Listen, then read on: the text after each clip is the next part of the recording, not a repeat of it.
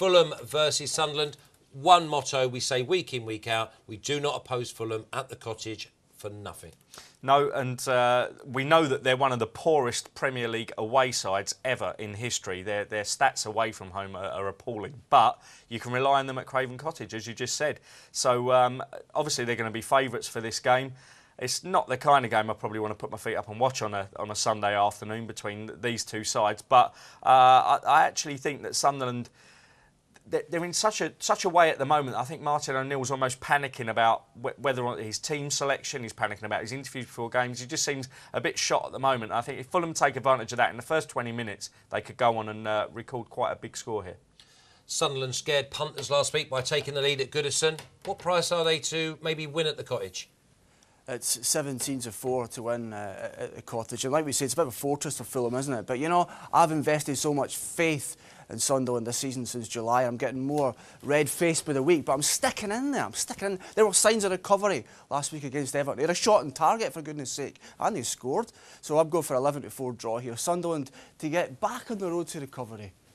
If they're going to get the draw, Chris, I fancy they're going to have to park the bus, which might mean unders rather than overs. Yeah, and I don't know how much Sunderland can actually bring to the party here on the goals. We talked about Man U contributing 2.64 to their games. Well, Sunderland just can't find goals at the moment, so it's a big struggle for them. I know they scored at Everton, but I think if you have backed over 2.5 for this game, you need to rely on Fulham rather than the away team.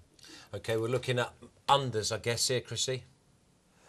Yeah, I reckon so. I think 4 of the last 8 matchups between these sides have been 0-0. So what does that tell you? So under 2.5 here, even money appeals to me, despite the fact that Fulham, 10 of the last 11 Fulham games have gone over 2.5. But I think a low-scoring game here today to suit the stats, under 2.5, even money. Even money doesn't sound bad at under 2.5, but we still got to find maybe a 1 or 2 goal scorers. Kakaniklic did well in midweek. We've got Damien Duff, who's showing unbelievable form under Martin Jol, and we've got Dimitar Berbatov. Yeah, consistently doing the business, and Berbatov last week was 20-1 to get a brace against Arsenal, and a few shrewdies that don't rate Arsenal managed to get on that price, and I just think that he is class, he's quality. I know that Arsene Wenger got sort of almost doorstepped after the game as to say, why didn't you buy him? And he ended up lying and saying he didn't know he was available. But I think Berbatov just shows that quality. Damien Duff's still doing it. Again, if you're relying on goals, you're relying on Fulham in this game. First goal scorer market, Chrissy G. What price is Dimitar Berbatov? He is 5-1, and you know he's in great form at the moment. 5 goals, 3 assists in 8 games for Fulham, so in tremendous form at the moment. Louis Saha as well has never, of course for Sunderland, has never been in the losing side against Fulham in 11 games. So there's a nice wee start for you. But you know what?